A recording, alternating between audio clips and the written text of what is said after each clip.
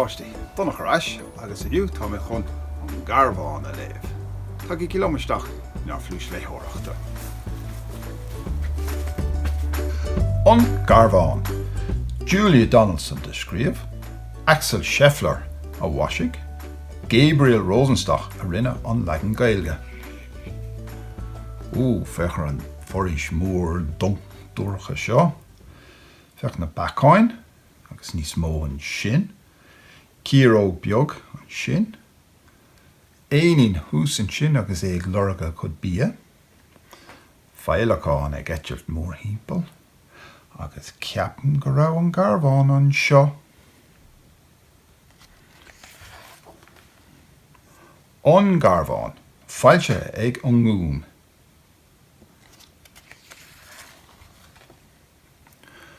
Chuaigh ar strae isteach sa scéal, is bhuail sionnach gan éon rómhoill. Ar strae atá tú, a bhrón, tarla mo bhaile is íosfaimid lón. Nílam ar strae agus nílam ar fáin, tá cuine agam leis an Garbhán. Garbhán, sais ag an amadáin an amadán an Garbhán, neacha. Tá stairiach le géire ann, nach iad atá mór. Is docht é a ghraim, fech na matáin ar an lámh sin caigh sé an láidir. Is scanrúil é a gháire, scanrúil go dain. Cá múlthaigh tú leis, an seo inis go luath, agus an béile is blasta leis, ná madra a rua. Dárma le rubbal is dármach luas, an sionnach faoi lán luas. Níl sa sionnach sin ach amadán, níl a lehéad de rud ann agus Garbhán.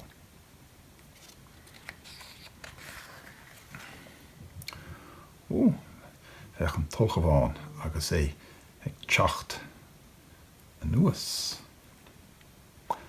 Lean sé a raig isteach sa scéal, agus bhuail le tulchabhán gan éon rómhoill.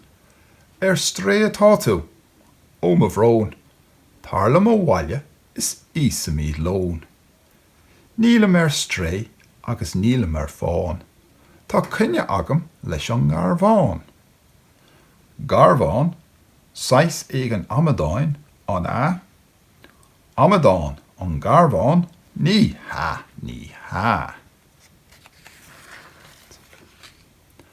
Tá gá glúan chama agus méire nach nín, agus feth na nimhe mhór a chin cín. Breinn sé sin nimhnach ceart go leor. Cá múlthaigh tú leis, bhruch an trátháin, agus an béile is blasta leis, ná pióg ulchabháin. Pióg ulchabháin, dimigh sé leis agus ghrád a scíháin. Níl san ulchabháin sin ach amadán, níl a lehéad a rud ann agus Garbhán. Fechar neathar an sin. Agus é teacht amach. Lean sé a raig isteach sa scéal, agus bhuail le neathar gan éon rómhoill. Ar strae atá tú, a bhrón, tarla mo bhaile agus íosfaimid lón. Nílam ar strae agus nílam ar fáin, tá cuine agam leis an Garbhán. Garbhán, sais ag an amadáin an amadán an Garbhán, neacha. Tá gá húil mhuí ann, teanga rúghrána, agus colgáin chorcra ar a ghrim síos le fána. Cá múlthaigh tú leis, an seo coslucha, agus an béile is blasta leis, ná neathar stoffa. Neathar stoffa an a róg ar a lofa. Níl san neathar sin ach amadán, níl lehéad a rud ann agus Garbhán.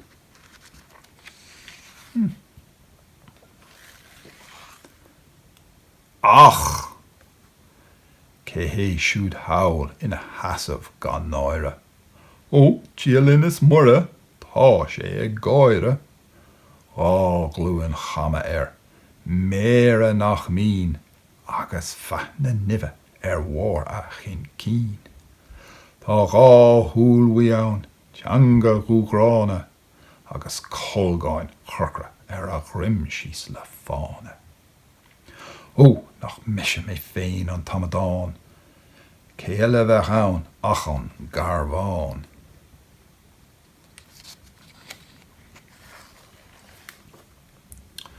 Loch bheag yes san Garbhán.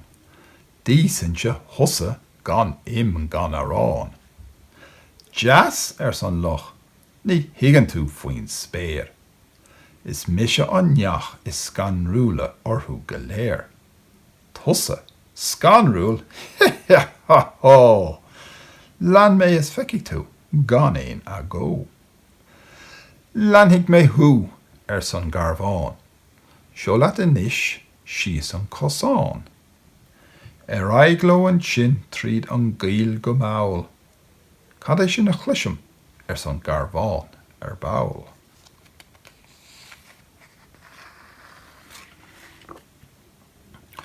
An nathair atá ann mo bhuail bán, agus stán an nathair an Garbhán.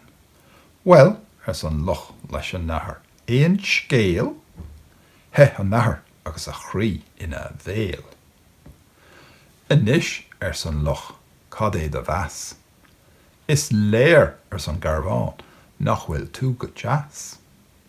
Aigló an sin tríd an gaol go maol, cad é sin a chluisim sa an Garbhán bail.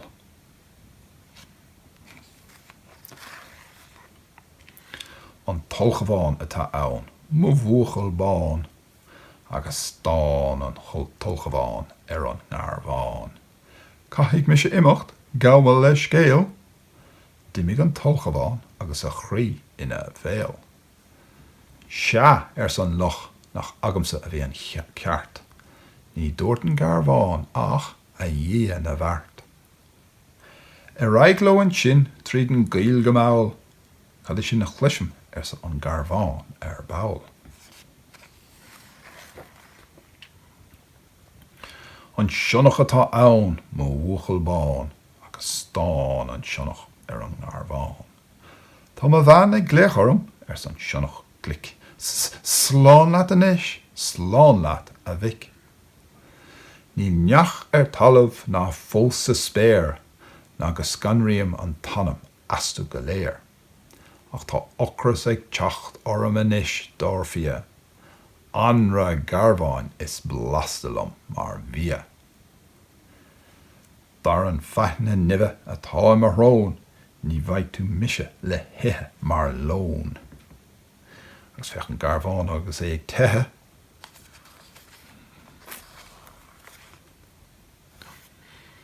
Hí an loch a hábhín só. Anra Garbháin, bar lumsa cnó. Agus fech áthe, cnó jas. Fech an ceann eile an sin freisin. Agus peilacán eile agus é gceitilt mór híbal an chill. Agus an círóg tríis dul sús fech.